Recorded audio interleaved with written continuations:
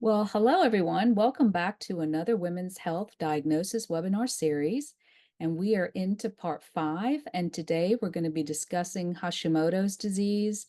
And my name is Heaton, and I am the Women's Health Clinical Liaison. So today we're going to do a quick review of the thyroid anatomy and physiology. We're going to define what Hashimoto's is and review the epidemiology. We're going to look at the cause of Hashimoto's, look at some risk factors and triggers, signs and symptoms, diagnosis. We're also going to see the difference between conventional treatment versus an integrative approach to disease management. Okay, just a little review of thyroid anatomy. The thyroid is a butterfly-shaped gland that lies in front of the trachea and below the larynx, and the two lobes are connected by the isthmus. The thyroid gland is the body's regulator, and thyroid hormones affect every metabolic function in the body, including breathing, heart rate, menstrual cycle, body temperature, muscle strength, weight, your central nervous system. So an imbalance in these hormones can have profound effects on our health.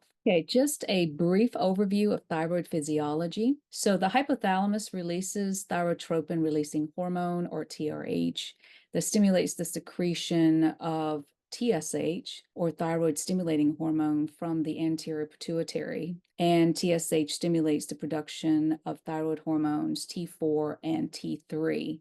So with an increased amount of free T4 and T3, inhibits the release of TRH and TSH through a negative feedback loop. There are several types of thyroid hormones that are produced, but we're going to focus on two main ones today, and that's T4 and T3. And of course, TSH is thyroid stimulating hormone that stimulates the production of both of these hormones. Let's start with T4, or thyroxine. There are 4 iodine atoms. It is the inactive form, and most of T4 is converted to T3 in the liver or kidneys, but about 20% is converted in the intestine. So your gut has to be healthy for conversion. And T4 can also be converted into the inactive or stored form called reverse T3. T3, which is triiodothyronine, has 3 iodine atoms, and it is the active form, and the thyroid gland makes about 20% of that. So not making a whole lot of T3. And if we can't convert from T4 to T3, we won't have any active hormones for proper functioning. And T3 is the strongest and the most potent thyroid hormone. It is about 5 times more active than T4. Now let's look at what Hashimoto's is all about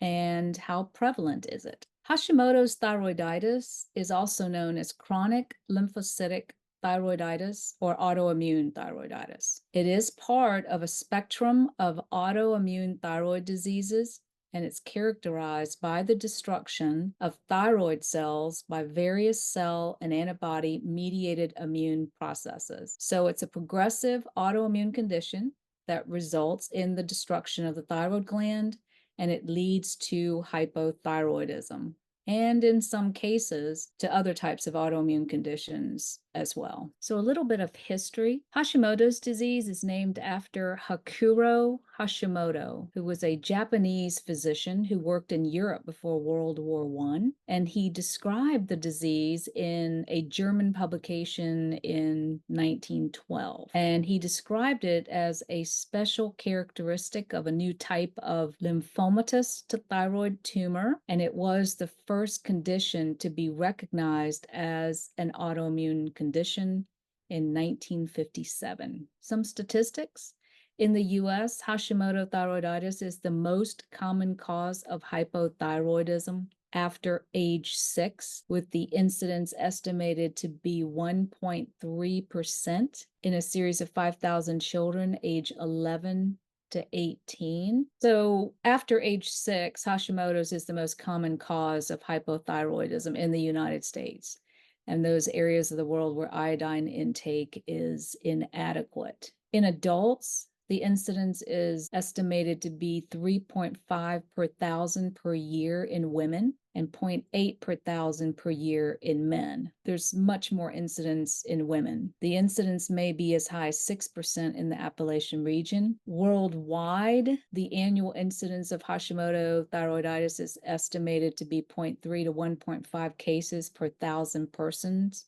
So it affects about 2% of the world's population, and in the US, it affects about 5%. The incidence of Hashimoto's is estimated to be 10 to 15 times higher in females. The American Thyroid Association estimates that 5 to 8 women are affected with Hashimoto's for every one man. And they also estimate that 1 in 8 women will be affected with Hashimoto's or another thyroid disorder at some point in their lives. The most commonly affected age range in Hashimoto's is 30 to 50 years, with the peak incidence in men occurring 10 to 15 years later. And the overall incidence of hypothyroidism increases, of course, with age in men and women. Now let's look at what causes Hashimoto's. We don't actually know for sure what causes or triggers Hashimoto's. And most patients develop antibodies to a variety of thyroid antigens, and the most common of which is anti-thyroid peroxidase or anti-TPO. And many also form anti-thyroglobulin or anti-TG and TSH receptor blocking antibodies, but we're only going to focus on anti-TPO and anti-thyroglobulin. These antibodies attack the thyroid tissue, eventually leading to an inadequate production of thyroid hormone. And the condition can take many years to develop, and it's thought to be triggered by damage to the thyroid gland. Now, this results in immune cells congregating in the thyroid gland and eventually losing their ability to differentiate the thyroid gland from a foreign invader, like a virus or a bacteria. Hashimoto's is not usually discovered until it has progressed to the advanced stages, where there is significant damage to the thyroid gland. Okay, so just a note on autoimmunity. Autoimmune conditions in which the body's immune system attacks itself are the fastest growing epidemic on the planet. Yet most people have no idea that they have these conditions.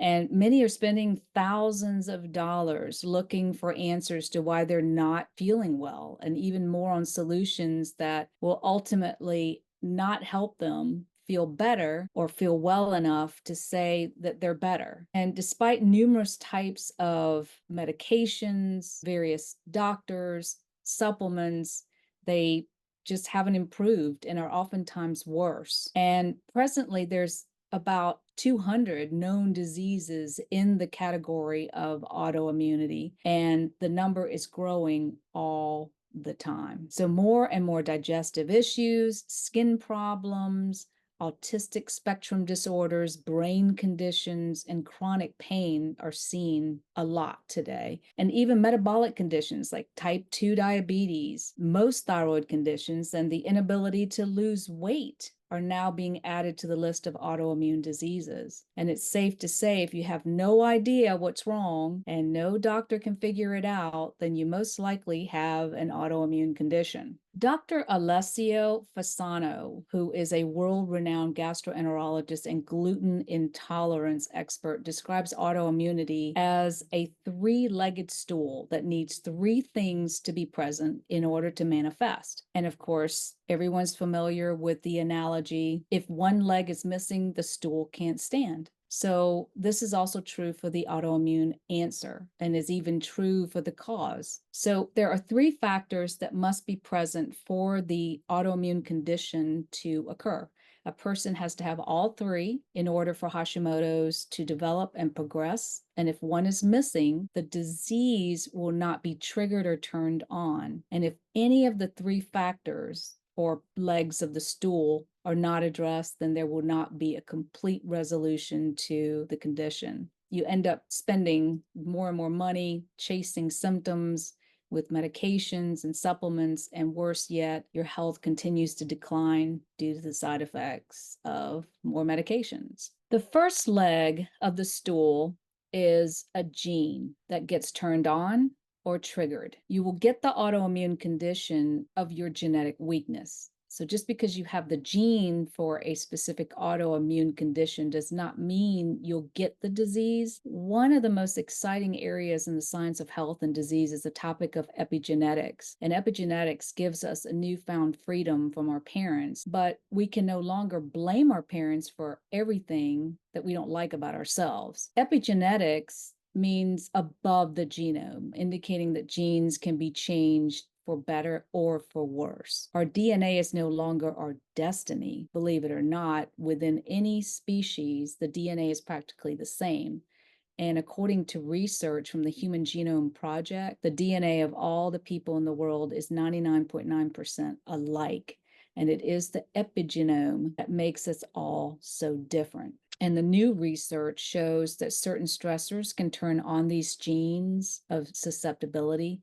And the good news, of course, is the research shows how we can turn the bad genes off. And the Human Genome Project revealed the bacteria in our gut outnumber our cells 10-1 and plays a critical role in changing our gene expression. Certain hormones or immune cells cannot be made without these bacteria communicating with our own cells to tell them what to become or do. So changing gene expression has to be a part of every successful solution to autoimmune disease, or we just don't get well. And changing gene expression can only happen when we fix the cell. If you do not fix the cell, you will never get well. In this case, you will never change the gene expression of your autoimmune condition. There is truth to the fact that you are only as healthy as your cells. And in this case, it's your DNA. So the second leg of the stool could best be described as the perfect storm of stressors that come together and trigger illness. Many times people say, I was healthy, and then one day it changed. Something happened that changed my situation and my health started to decline. There were stressors, physical, chemical, or emotional, that took place to set up that fall. And it's never just one stressor, and typically it's 3 or 4 stressors that kind of come together like a perfect storm, combined in synergy of power to initiate a once-in-a-century catastrophic storm. It's the perfect storm because they have just the right conditions to create something so powerful that can only occur once in 100 years. And if these stressors are not removed, the gene expression will never change for the better, which is, of course, the first leg of the stool. And it's these stressors that turn on the gene for illness in the first place. If even one of the stressors remain, the efforts as described in leg 1 to turn off the gene that was turned on for autoimmunity or any condition will be futile. So it is a 3-legged stool and only stands when all the legs are present and functional. The third leg of the stool is the microbiome. And the microbiome is the inner ecosystem of bacteria that occupies our digestive tract. So new research is showing that these microbes are there for more than just aiding in digesting food and maintaining good gut health. We now know that if certain bacteria are missing or are present in very low numbers, our immune system will go on a vicious attack against our own tissues, which is autoimmunity. And inflammation is part of a normal immune response and is needed to activate the immune system, but if it's not turned off appropriately, becomes chronic and can lead to autoimmune conditions and many other modern day diseases. So the rising number of allergies and food allergies is proof positive. Another aspect of how bacteria in the gut can cause autoimmune and other strange symptoms and diseases, a condition known as gut permeability or leaky gut, where a gut with too many bad bacteria and not enough good ones, which would be dysbiosis, is a gut that has gaps and holes, commonly known as a leaky gut. And undigested proteins like gluten and other toxins leak across the gut into the bloodstream where the immune system responds by driving more inflammation and thus autoimmunity. And there's so much research now that verifies this gut permeability driven by poor microbiome, and which is a significant part of the cause of autoimmune conditions and must be fixed for the immune system to regulate. And we'll discuss the triggers of gut permeability later on in the presentation. Hashimoto's is a progressive disease that causes damage to the thyroid gland that eventually results in hypothyroidism. And because it's a progressive disease, some doctors do consider there to be stages of Hashimoto's. And so we're going to briefly describe each stage. Stage 1 is the genetic predisposition. And at this stage, you have increased risk. And the main characteristic is an increased risk of Hashimoto's thyroiditis or other autoimmune diseases due to a genetic predisposition. At this stage, the thyroid will function normally. There's no manifestations of Hashimoto's. If tested, there will be normal TSH and normal thyroid function, no elevated thyroid antibodies at this point. This is just the genetic stage only. In stage 2, we see immune cell infiltration of the thyroid gland. And this is where there's an overabundance of lymphocytes in the thyroid gland. And in small amounts, these immune cells play an important cleanup role. But when there's so many of them in an organ, there's trouble. And it's thought that initially the immune cells may be there with good intentions to clean up dead and diseased thyroid cells, but at some point they begin to attack the healthy thyroid tissues as well. And in this early stage of Hashimoto's, a person will usually have elevated thyroid antibodies, and up to 80 to 90% may show an elevation of thyroid antibodies in the blood when tested for thyroglobulin and thyroid peroxidase antibodies. But some people may never have thyroid antibodies present in the blood. But upon a thyroid ultrasound or biopsy, changes in the gland that are consistent with Hashimoto's will be apparent. So this stage may go on for decades before enough damage is done and before one can detect a change in thyroid hormone levels on a blood test. And at this stage, TSH, free T3, and free T4 levels are normal. There may be symptoms here that people manifest, such as anxiety, fatigue, miscarriage, infertility, mood swings, weight gain, weight loss, since their body is fighting hard to keep their thyroid levels normal. And this can be exhausting and draining on the usual body functions and nutrients. At this point, almost always there is an impaired gut wall function. Unfortunately, most patients at this stage are not diagnosed with Hashimoto's by conventional medicine. And when they are, they're usually told to wait and watch and may even be referred to psychiatrists or offered antidepressants for the mood symptoms. And this is actually the ideal stage to start looking at lifestyle interventions and root causes to start preventing the progression of this disease and damage to the thyroid gland, as the inflammation has just begun really at this point. Okay, stage 3, subclinical hypothyroidism. So at this point, TSH levels may be slightly elevated on blood tests, and the levels of free T3 and free T4 are going to be normal. And the person's thyroid antibodies may be even higher than in stage 2, as increases in TSH can increase the inflammation of the thyroid gland. Now, some people will continue to be antibody negative. In conventional medicine, this stage is controversial in terms of treatment, since docs may want to wait and watch. But if nothing is done, this is the stage where patients would begin to experience more symptoms that will eventually progress to overt hypothyroidism. And some individuals may have been able to reverse their condition at this stage without using medications. But at this stage, as elevated TSH contributes to the thyroid gland inflammation, it's prudent at this point to take action. And studies have shown that adding a small dose of thyroid medication to lower the TSH at this stage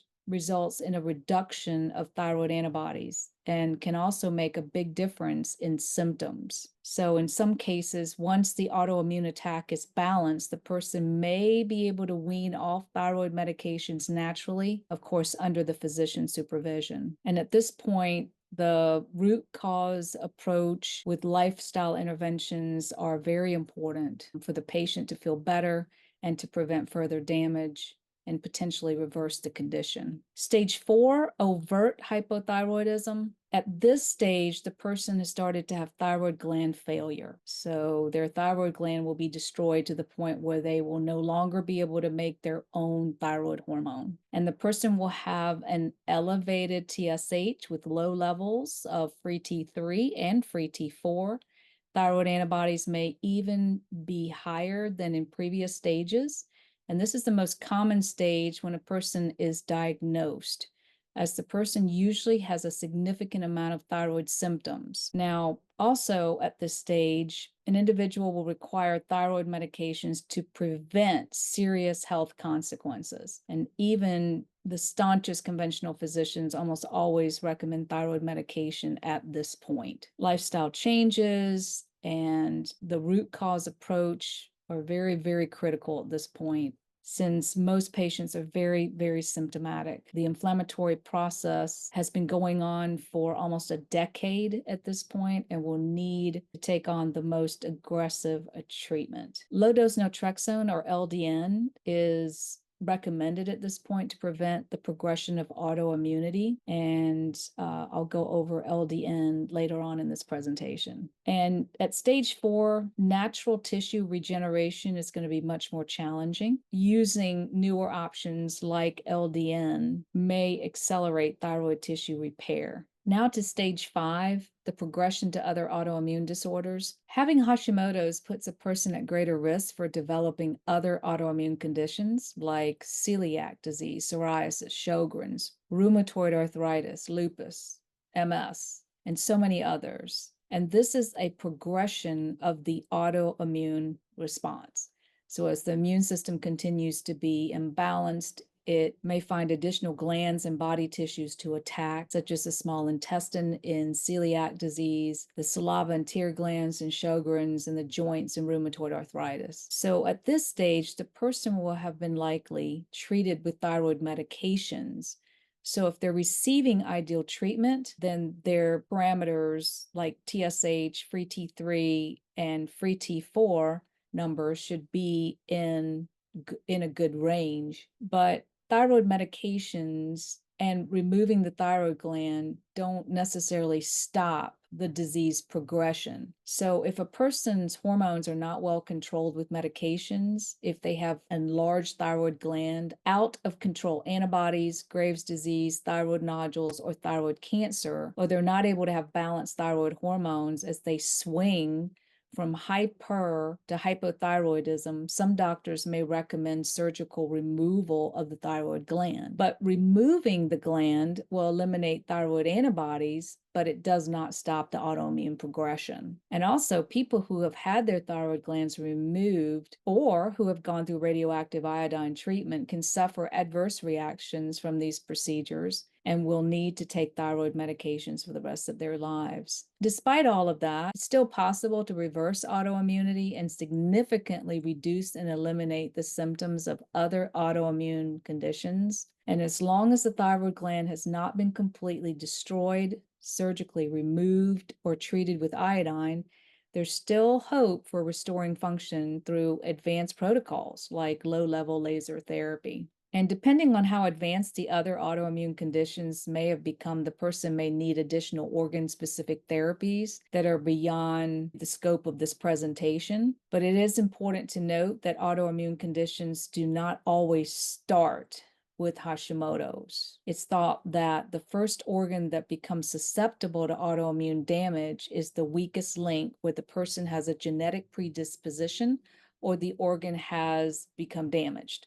So Hashimoto's is the most common autoimmune condition, but the thyroid gland is not always the weakest link for everyone. So a person can start off with a different autoimmune condition like celiac disease and then progress to Hashimoto's. And here's a real easy to follow diagram showing the 5 stages of the progression of Hashimoto's disease. So 80 to 90% of people with Hashimoto's will have TPO antibodies or thyroglobulin antibodies, or both. But then there's that segment of people who will never test positive for thyroid antibodies, but have full-blown Hashimoto's with all the symptoms associated with it. In seronegative Hashimoto's, the person will still have the hypoechoic pattern on their thyroid gland that is seen with Hashimoto's upon ultrasound exam. They will also have thyroid autoimmunity, but may not have measurable circulating thyroid antibodies. Rotondi and colleagues have determined that seronegative autoimmune thyroiditis is a less aggressive form of Hashimoto's, but nonetheless, the person may still develop hypothyroidism and even progress to some other autoimmune conditions, which may or may not have respective positive antibody blood markers like seronegative rheumatoid arthritis. So people who do not have thyroid antibodies will likely have smaller thyroid glands and be less likely to have goiters compared to people with Hashimoto's antibodies. So here are some references, more references, and now let's get into the risk factors and triggers of Hashimoto's. First one, being female. Again, the American Thyroid Association estimates that 5 to 8 women are affected with Hashimoto's for every 1 man. And of course, there's several theories on why women have higher rates of Hashimoto's and autoimmune conditions. First and foremost, hormone fluctuations are thought to play a role in the development of autoimmune thyroid conditions. Pregnancy, puberty, and perimenopause. These are periods of major changes in female hormones, and they are the 3 of the most common times in a woman's life for the onset of thyroid disease to occur. Sex hormones like estrogen and prolactin have an important role in modulating the immune system and may impact autoimmune disease. So estrogen can change the requirements for thyroid hormone, and this may result in an autoimmune condition, especially in the presence of nutrient deficiencies. Prolactin, which is released by breastfeeding women to promote milk production, may also become elevated in women with Hashimoto's, even when they're not breastfeeding. And it has been tied to both increased thyroid antibodies and infertility. Another theory to explain the different rates of autoimmune disease between the sexes is the fact that women use more personal care products than men, and unfortunately, conventional personal care products are laced with toxins. It's estimated that women use about 12 products and are exposed to like 168 chemicals from these products each day. Meanwhile, most men use 6 products containing some 85 chemical ingredients. Endocrine disrupting chemicals that are applied directly to the skin, like those found in personal care products, can induce estrogen dominance and thus worsening or perpetuating autoimmunity. Age. The chances of developing Hashimoto's disease increases with age. Family history. A study by Brotha et al. Reported that compared with the general population, first-degree relatives of persons with Hashimoto thyroiditis have a 9-fold greater risk of developing the disease. And genetics. Genes demonstrated to play a role in the pathogenesis of Hashimoto's thyroiditis include those related to immune response and thyroid function. And in a Japanese study of 444 patients, the human leukocyte antigen or HLA complex containing genes that control the immune response has been associated with the development of Hashimoto's. And patients with Hashimoto thyroiditis have antibodies to various thyroid antigens, which we've discussed, which is the anti-TPO and anti-thyroglobulin. Other risk factors, menopause. Decreased estrogen levels during menopause may affect thyroid function, and researchers of one peer-reviewed study suggested a connection between estrogen levels, thyroid function, and the development of thyroid diseases. Infections. Much like other autoimmune diseases, Hashimoto's may be triggered by a number of parasitic yeast and fungal bacterial infections that start in the GI tract, and a person doesn't necessarily have to experience symptoms to be affected by these types of stomach bacteria. Excessive iodine. Excessive iodine has been speculated to trigger Hashimoto's disease and other types of thyroid disease. In one study of the New England Journal of Medicine, researchers from China looked at thyroid effects of iodine supplements, and the researchers found giving iodine to the study participants who had adequate and excessive iodine levels actually increased the risk of autoimmune thyroid disease. Radiation exposure. And research has found a link between exposure to radiation and Hashimoto's disease. And the disease is common in those who have been exposed to radiation for cancer treatment, and also common in those exposed to radiation from nuclear events. These are some triggers of Hashimoto's, and they're itemized here, and we're going to go in depth through each one of them. Just to go through them: stress, food sensitivities, impaired detox, nutrient deficiencies, bacterial, parasitic, and fungal infections, toxins, and intestinal permeability. So the first one is stress, which is a major common trigger. When the body doesn't feel safe, it adapts and develops chronic conditions as a way to survive. And with chronic stress, there's a sustained elevation of our stress hormone cortisol, which can impact thyroid function. And with an impaired stress response, it affects the gut microbiome and increases susceptibility to infections like candida in a variety of ways. So first, when an individual is stressed, the body carries the distressing signals to the gut via the autonomic and circulatory systems in the body, increasing inflammation that promotes gut dysbiosis and leaky gut. Secondly, stress releases the hormones norepinephrine and epinephrine, which allows pathogens to grow continuously. In fact, one study demonstrated that increased levels of these hormones increase levels of opportunistic microorganisms like Candida by 10,000-fold and can increase their infectiousness in as little as 14 hours. So an increased amount of opportunistic microorganisms creates an imbalanced gut flora that Candida thrives in. And when thyroid function slows during stress, T3 and T4 hormone levels fall, and the conversion of T4 hormone to T3 may not occur, leading to higher level of reverse T3, which is the stored form of T3. Insulin resistance and issues balancing blood sugar often occur alongside hypothyroidism. Increased levels of glucocorticoids lower the levels of TSH in the blood.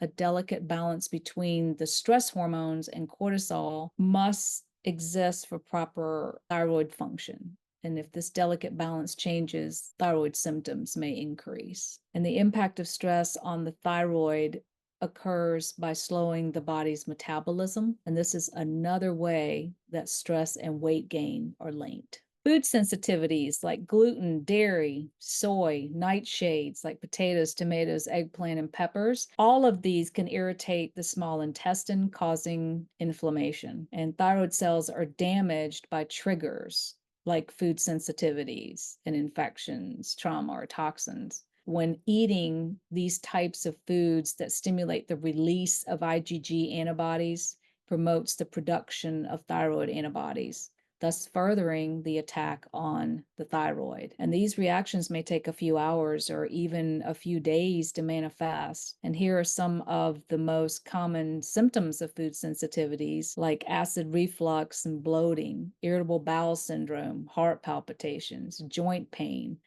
anxiety, tingling, headaches, skin breakouts. So the liver is an important organ that's responsible for a multitude of processes. So it filters the blood, of course, stores glucose for energy, produces and secretes bile for fat digestion, and it's necessary for converting T4 to T3, the active thyroid hormone. It's also our primary detox organ. So if your liver is impaired, your body won't be able to convert T4 to T3 hormone correctly, which of course can cause symptoms of hypothyroidism. And when overwhelmed by toxins, the body attempts to excrete harmful substances through detoxification, but not everyone detoxes successfully. And some people are just genetically prone to defective detoxing. So toxic burden can further inhibit the body's detox system because toxins trigger elevated oxidative stress and increased demand on the body's detoxification pathways, particularly in the liver. And when the liver can't adequately eliminate toxins, or infection byproducts, these toxins can clog normal detox pathways and lead to a range of chronic inflammatory symptoms. Many people who have reported chemical sensitivities and allergies to different foods and medications would frequently react to just about any benign and helpful supplement that is recommended. These reactions are often due to the toxic backing that is present in their body, which can cause them to react to everything in their environment as well. So if people are sensitive to certain supplements and you find that they are having different reactions or reactions that are not appropriate for those supplements, it could be due to an overwhelmed liver burden, and it might be good to help them detox their liver. Nutrient depletion. Nutrient deficiencies can occur as a result of eating nutrient-poor foods or foods with less bioavailable nutrients, following like a calorie-restricted diet, or having inflammation from food sensitivities or infections, or taking medications, or having an imbalance in gut bacteria. A lack of sufficient thyroid hormones can also lead to nutrient deficiencies, as it makes nutrient extraction from food more difficult and less efficient. So these nutrient deficiencies can contribute to the development of Hashimoto's, which in turn makes it more difficult to extract nutrients and creates a cycle that can be difficult to break. And we'll go over these nutrients a little more in depth later on in the presentation. In Hashimoto's, which is of course an autoimmune disease, a person's body recognizes normally occurring physiologic processes as foreign invaders and attacks itself. And of course, the thyroid is the organ target in Hashimoto's. And the problem is not with the thyroid function, but rather the function of our immune system. So this is how it works. Thyroid cells are damaged by triggers like food sensitivities, infections, trauma, or toxins. So the damaged thyroid cells send out a stress signal. The immune cells, of course, rush to save the thyroid from invaders. The immune cells attack the thyroid instead, so additional thyroid cell damage occurs. Now, the body can't continue to regenerate thyroid cells. The thyroid is no longer able to produce adequate levels of thyroid hormone. Now, the small intestine is supposed to contain relatively minimal amounts of bacteria, but in some cases, an overgrowth of bacteria in the small bowel or small intestine, called small intestinal bacterial overgrowth, or SIBO, can occur. In a 2007 study found that 50% of the people with hypothyroidism had SIBO. That is enormous. This overgrowth can be caused, of course, by antibiotic overuse, low stomach acid, bowel motility issues, or poor diet, among other factors. And the small intestine is more vulnerable to overgrowth and imbalances of gut flora, as it has significantly less microbiota compared to the large intestine, making the environment less competitive. So SIBO can result in intestinal permeability or leaky gut, as the body tries to get rid of the excess bacteria in the small intestine, which contributes to the holes being created in the intestinal wall. So those with SIBO will most likely notice a flare-up of these symptoms after eating fibrous foods, fermented foods, cruciferous vegetables, and prebiotics, probiotics, which feed the bacterial overgrowth. The direct evidence of the presence of viruses in Hashimoto's thyroiditis has been found with Epstein-Barr virus, herpes simplex, HTLV1 enterovirus, mumps, rubella, parvovirus, Coxsackie B, human herpes, and hepatitis C. And there's emerging evidence that implies that cytomegalovirus can precede the onset of autoimmune disease. Parasites. You would think it only occurs in third world countries, but it's been estimated that 30 to 70% of Americans may be infected with parasites. Parasitic infections are common triggers of Hashimoto's, like Blastocystis homini or Giardia, have been recognized as a trigger for Hashimoto's IBS, and hives. A parasite found in the intestines can cause a tremendous amount of damage and has the ability to cause intestinal permeability by creating holes in the intestinal wall. And because it can do this, it can lead to the development of food sensitivities and autoimmune diseases. Candida can be a root cause of Hashimoto's, and in some cases, it can be a primary factor leading to Hashimoto's. But in some cases, it can be a secondary root cause factor, which means there's another imbalance somewhere that's driving both Candida and Hashimoto's. And with intestinal permeability being a prerequisite to autoimmune conditions like Hashimoto's, the weakened barrier allows the pathogenic yeast to release its various toxic byproducts. And each toxin that's released by Candida will have different effect on the body and the thyroid gland. Candida and its toxin also have a significant effect on the immune system by throwing off its balance and are tied to autoimmunity. Toxins can be major triggers of Hashimoto's. Xenoestrogens, which are in BPA, soy, phthalates, and parabens, they're chemicals that mimic the effect of estrogen. And these chemicals, by increasing estrogen levels in the body, may also increase TSH and perpetuate the autoimmune attack on the thyroid. BPA, found in plastic containers and on store receipts, antagonizes T3 receptors in the thyroid. And xenoestrogens can also be found in personal care products, plastics, and some foods, including soy. Triclosan is found in antibacterial soaps, toothpaste, deodorants, and hairsprays. And it has a structure that resembles that of the thyroid hormones and was thankfully banned from antibacterial soaps by the FDA in 2016 due to the inability to prove the safety and effectiveness of this endocrine disrupting ingredient. Your halogens like bromide, chloride, fluoride, they may take up receptor sites in the thyroid gland,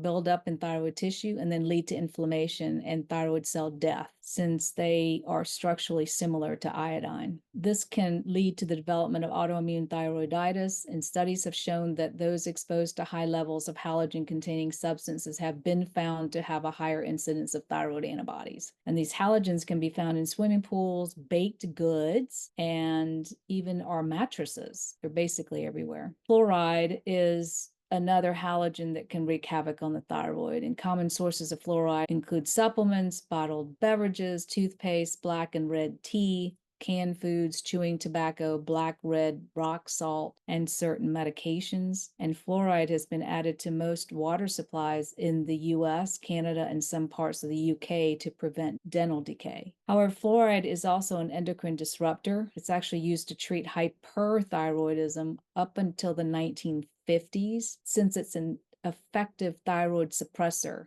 at daily doses of 0.9 to 4.2 milligrams. But studies show that today most adults in fluoridated communities ingest between 1.6 and 6.6 milligrams of fluoride a day, effectively suppressing their thyroid function. So too much fluoride is not good. Lithium, used as a medication and found in drinking water. Other heavy metals like lead, cadmium, or cobalt can have negative effects on thyroid function. And of course, intestinal permeability, where we go back to Dr. Alessio Fasano and the three-legged stool of autoimmunity, where all three have to be present for Hashimoto's to manifest, which is having the right gene, exposure to a trigger, and intestinal permeability, which is commonly known as leaky gut. And with a chronic condition like Hashimoto's, intestinal permeability occurs when you've got tight junctions within the intestinal wall start separating, such as here, and holes are created. These holes allow for food molecules like gluten to pass through, and the body just labels these molecules as foreign invaders. And then the body launches an attack on these foreign molecules, as well as the thyroid gland, as it is structurally similar to gluten. Okay, and here are your references. Now we go into signs and symptoms. The presentation of patients with hypothyroidism may be subclinical without any symptoms and may be found simply from routine screening of thyroid function. But these are the common signs and symptoms seen in Hashimoto's hypothyroidism: fatigue, constipation, weight gain, cold intolerance, voice hoarseness, and pressure symptoms in the neck from thyroid enlargement, slowed movement, and loss of energy, irregular periods, weakness, spasticity, rough, dry, yellow skin, and weight gain. Other signs and symptoms, we see memory loss, depression, dementia, and other psychiatric disturbances, muscle cramps, joint pain, decreased sweating, menstrual irregularities with infertility, loss of libido. Increased prolactin secondary to increased TRH leads to decreased luteinizing hormone and follicle stimulating hormone, and to decrease response to gonadotropin releasing hormone. And here the result is anovulatory cycles and menstrual irregularities. People with Hashimoto's are oftentimes going to have symptoms that fluctuate between hypo and hyperthyroidism. So in many cases, symptoms swing back and forth between the two. Within about 10 to 15 years that they have the condition,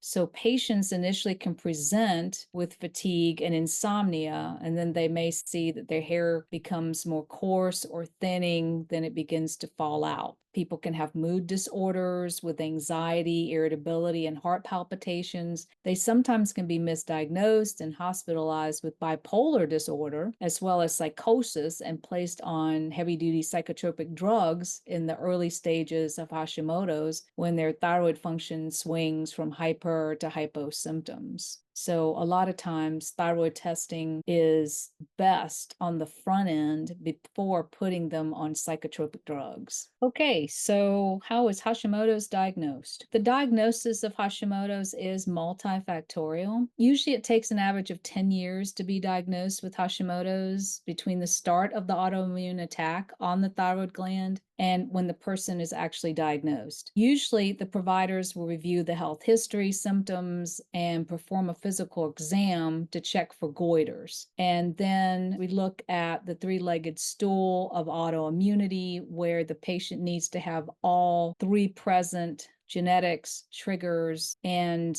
a permeable gut. And all three have to be present for the patient to be diagnosed as Hashimoto's. Comprehensive thyroid testing is important since TSH will generally be elevated in people who have advanced Hashimoto's or primary hypothyroidism. And of course, levels of thyroid hormone can fluctuate, so this test can potentially be misleading, but it is important to note that some people with Hashimoto's and central hypothyroidism might have a normal reading when tested. Functional medicine practitioners have further defined that normal reference ranges should be between 1 and 2 micro-IUs per ml. Anecdotally, most patients feel their best with a TSH between 0.5 to 2. Measuring total T3 and T4 can be misleading because T3, T4 hormones are often bound to different types of proteins and really aren't available for proper use in our body. Most of the commonly prescribed thyroid medications like Synthroid only contain T4 and have to be converted to T3 in the body. So, of course, in theory, the T3 conversion works as it's supposed to, but in reality, we may not always convert T4 to T3. The free T4 and free T3 tests reveal the levels of available and free thyroid hormones that interact with thyroid receptors. Those are the levels that we need to be testing to see what the active hormones look like. Thyroid antibodies, the two that are significant in Hashimoto's is thyroid peroxidase, TPO, and thyroglobulin antibodies, which are created by the immune system and are associated more greatly in Hashimoto's. The more elevated the thyroid antibodies are, the greater the likelihood of developing overt hypothyroidism, as well as possibly additional autoimmune conditions. And just always remember that even though you don't see antibodies, you can still have Hashimoto's. And those are the seronegative individuals who just do not have positive antibodies, but they still have symptoms of hypothyroidism and Hashimoto's. Research suggests that 10 to 50% of the people with Hashimoto's may not test positive for antibodies. And in these cases, the person might have a less aggressive version of Hashimoto's, which is the antibody negative or seronegative Hashimoto's. And in this case is when thyroid ultrasounds can be very useful to find physical changes in the thyroid gland that point to Hashimoto's. And the thyroid ultrasound will help to determine whether someone has changes consistent with Hashimoto's, like a rubbery thyroid, shrunken thyroid, enlarged thyroid, or abnormal growth in the thyroid that are present. Some growths may indicate an autoimmune process, others may indicate benign nodules, or it could signal cancerous nodules. And actually 10% of people diagnosed with Hashimoto's are diagnosed using an ultrasound. It is recommended that anyone with Hashimoto's or thyroid disease should have an ultrasound at least once in their lifetime, especially women of childbearing age. And if there are thyroid nodules, then it may be more prudent to have an annual ultrasound. So conventional standard lab ranges are designed to detect disease, and functional ranges are designed to indicate optimal function and detect imbalance or pathologies that precede disease. So early detection and intervention enables practitioners to prevent a condition that would become very difficult to manage if it is not diagnosed until much later. Looking at the optimal ranges, they're a lot more narrower, and it helps practitioners to really hone in and possibly find these people and diagnose them sooner versus later, and potentially help them to manage their disease better or to prevent the progression of their disease. And these are some complications that can be seen with Hashimoto's. A goiter is an enlargement of the thyroid as thyroid hormone production declines due to Hashimoto's disease. The thyroid receives signals from the pituitary gland to make more, and of course, this cycle results in a goiter. It's generally not uncomfortable, but a large goiter can affect your appearance and may interfere with swallowing or breathing. Hypothyroidism can result in poor heart function, an enlarged heart, and irregular heartbeats. It can also result in high elevations of low density lipoprotein or LDL cholesterol, and that is the risk factor for cardiovascular disease and heart failure. Depression or other mental health disorders may occur early in Hashimoto's disease and may become more severe over time. And in women, hypothyroidism can result in a reduced sexual desire or libido, an inability to ovulate, and irregular and excessive menstrual bleeding. And men with hypothyroidism may have a reduced libido, erectile dysfunction, and a lowered sperm count. Hypothyroidism during pregnancy may increase the risk of a miscarriage or preterm birth, and babies born to women with untreated hypothyroidism are at risk for decreased intellectual abilities, autism, speech delays, and other developmental disorders. Myxedema is a rare life-threatening condition that can develop due to a long-term severe untreated hypothyroidism. Its signs and symptoms include drowsiness followed by profound lethargy and unconsciousness. And a myxedema coma may be triggered by exposure to cold, sedatives, infections, or other stress on your body. And myxedema requires immediate emergency medical treatment. Now let's look at conventional treatment. And this is the standard of care approach, which involves medication like levothyroxine or Synthroid, which is basically T4. And standard labs that are measured is usually TSH and T4. And the issue with this for someone having Hashimoto's is that TSH often tests as abnormal only after a lot of damage to the thyroid has already been done. And usually TSH doesn't usually test as abnormal until stage 4. It's not a preventive test, and a person with Hashimoto's may appear to have normal TSH levels and be told they're fine for years. And usually there's no testing for thyroid antibodies. Thyroid antibodies are typically seen much sooner than an abnormal TSH level, usually as early as stage 2, but this testing doesn't fall under the standard of care that a physician would routinely order for thyroid symptoms. because a lot of the TSH ranges that are typically used by labs today are based on outdated reference ranges. And also, the reference ranges vary depending on the lab company as well. Often, the doses of levothyroxine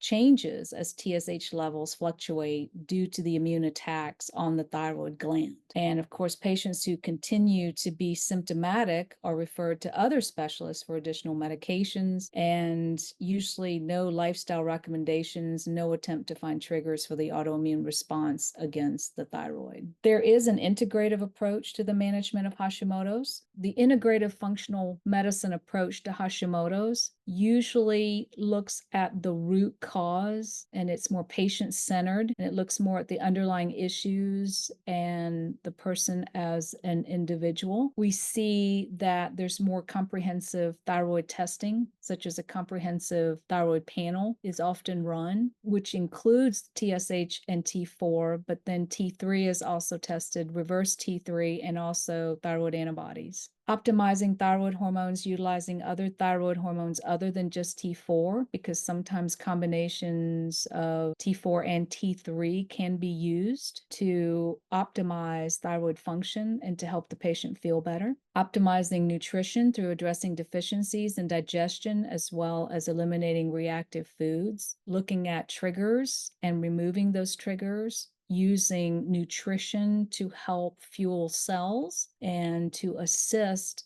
in helping the body decrease inflammation is paramount in an autoimmune condition like Hashimoto's, and identifying the individual's unique triggers.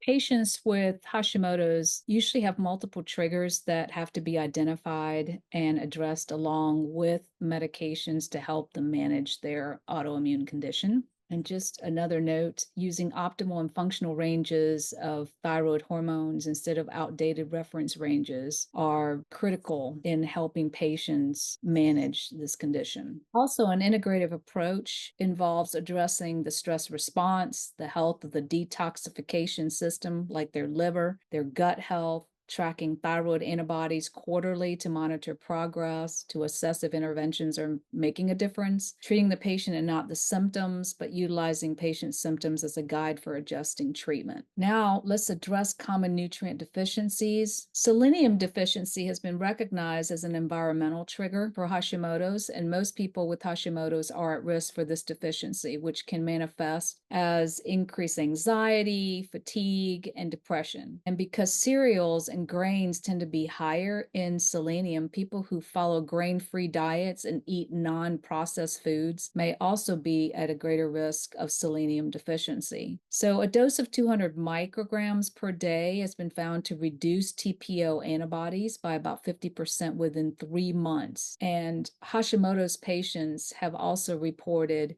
increased energy levels at the same dose. Magnesium, it's necessary for 300 biochemical reactions in the body. It supports the immune system, maintains normal nerve and muscle function, regulates the heartbeat, strengthens bone, keeps blood glucose levels steady, plays a role in the production of energy. And studies show that long-term use can help with normalizing the appearance of the thyroid gland on ultrasound tests. Magnesium may also help reduce thyroid and breast nodules. A good dose is 100 to 200 milligrams daily at bedtime. Zinc. Zinc is involved as a catalyst in many different pathways in the body. It's very important for gut health, immune function, tissue healing, the conversion of T4 to T3, and the production of TSH. Now, it can also help tighten the intestinal junctions of those with intestinal permeability, and zinc is also needed to form TSH. And those who are constantly producing TSH are more likely to develop deficiencies in zinc. Low alkaline phosphatase may indicate zinc deficiency, so it might be something to be aware of. A good dose for zinc is 30 milligrams a day. Thiamine. Thiamine, or B1, is responsible for converting carbohydrates into energy. It also helps with the digestion of proteins and fats. It's necessary for the proper release of hydrochloric acid in the stomach, and it's required for proper protein digestion. It is essential for healing from Hashimoto's. It's been found to often be deficient in people with Hashimoto's and Crohn's disease. And research suggests that a dose of 600 milligrams a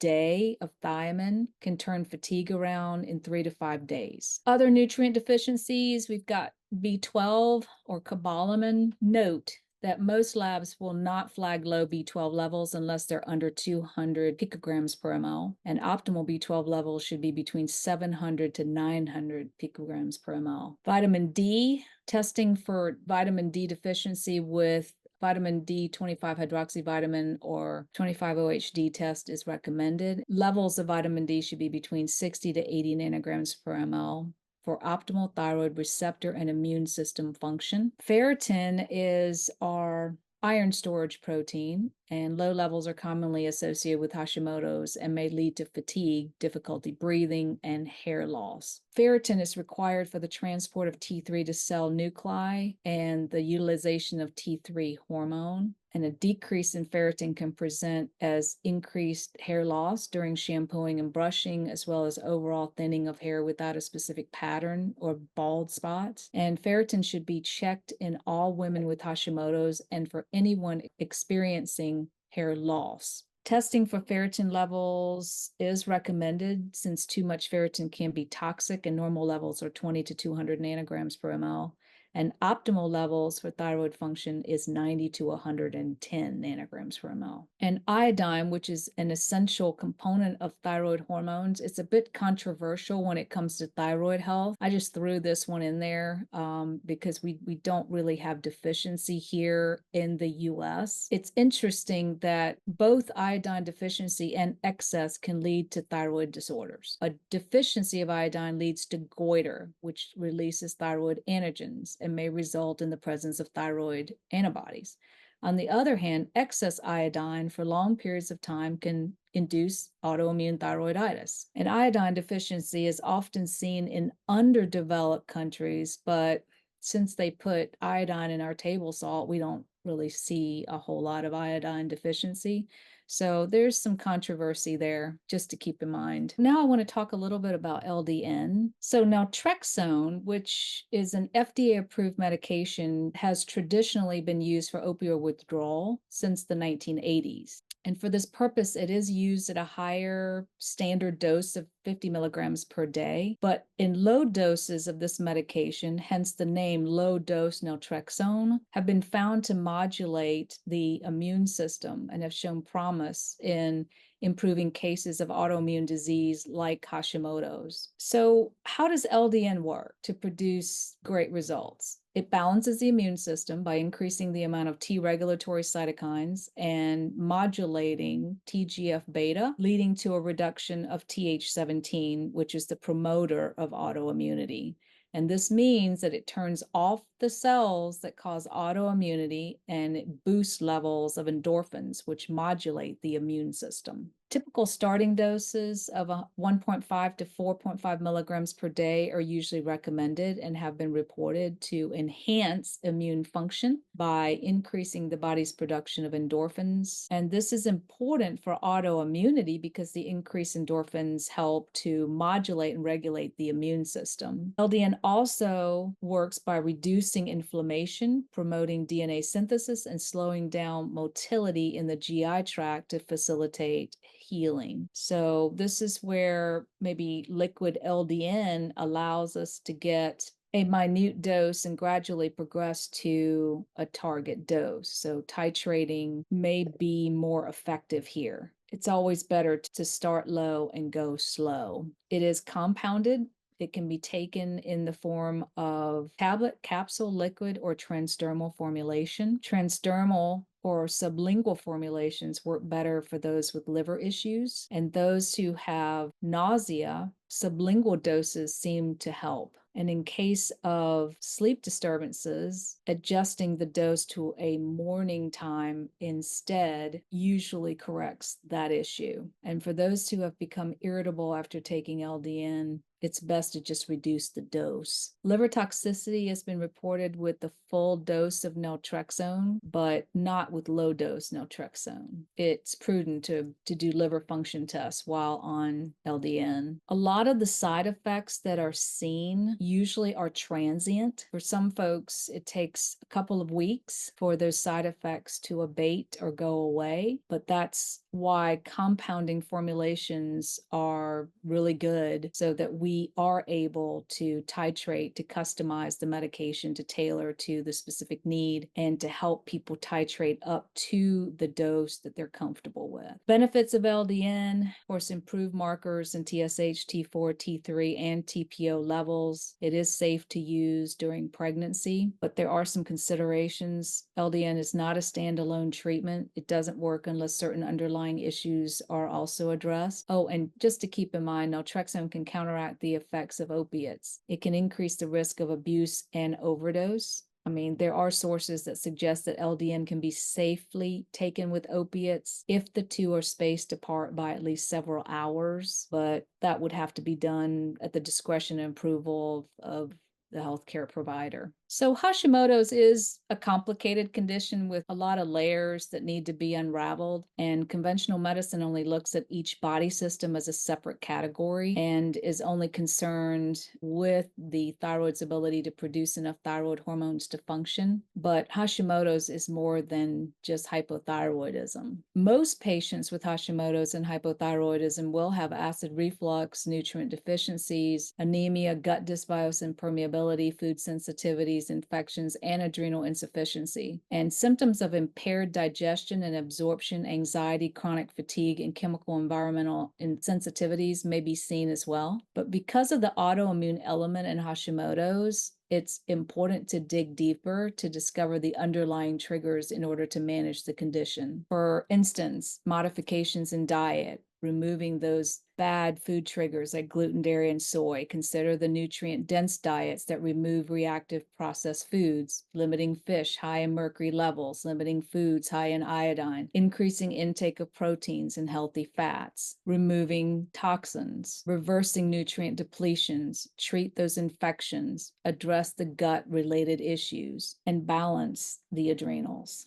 All of these can support and manage the autoimmune condition that can be reversible. So what are the key takeaways? With Hashimoto's, the body attacks its own thyroid gland, and as the thyroid gland becomes more damaged over time, less thyroid hormones are produced, leading to hypothyroidism. Hashimoto's is more than just hypothyroidism. Individuals with Hashimoto's can have both symptoms of hypothyroidism and hyperthyroidism. And there's been a lot of research done on autoimmune diseases and what causes them. Dr. Alessio Fasano, director of the Center for Celiac Research and Treatment at Massachusetts General Hospital, found that 3 things have to be present for autoimmunity to develop. And all 3 requirements of this 3-legged stool must be present or a person will not develop an autoimmune disease. And based on this, by removing one of the factors of autoimmunity, Hashimoto's can be reversed. And the 3 components that have to be there is a genetic predisposition, intestinal permeability,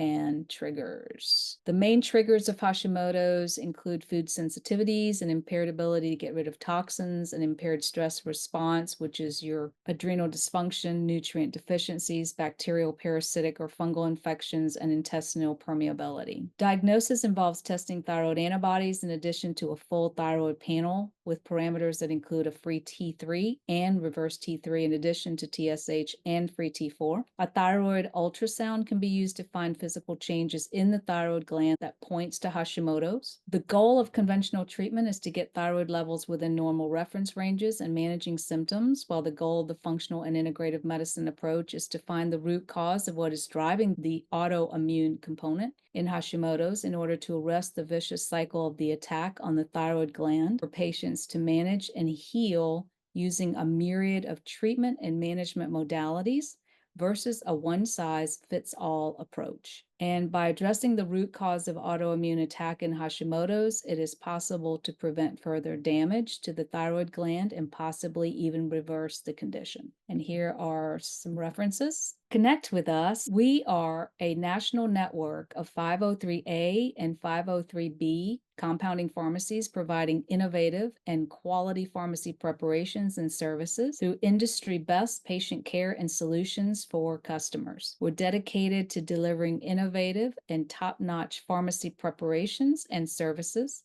all backed by a commitment to industry best patient care. Our mission revolves around providing comprehensive solutions for customers, ensuring they receive the highest quality healthcare. Tap into our top-notch clinical team and resources with our combined over 50 years of experience and expertise in compounding, women and men's health, IV nutrition, functional medicine, and so much more. Let us help you to help your patients receive the best quality clinical and compounding care possible.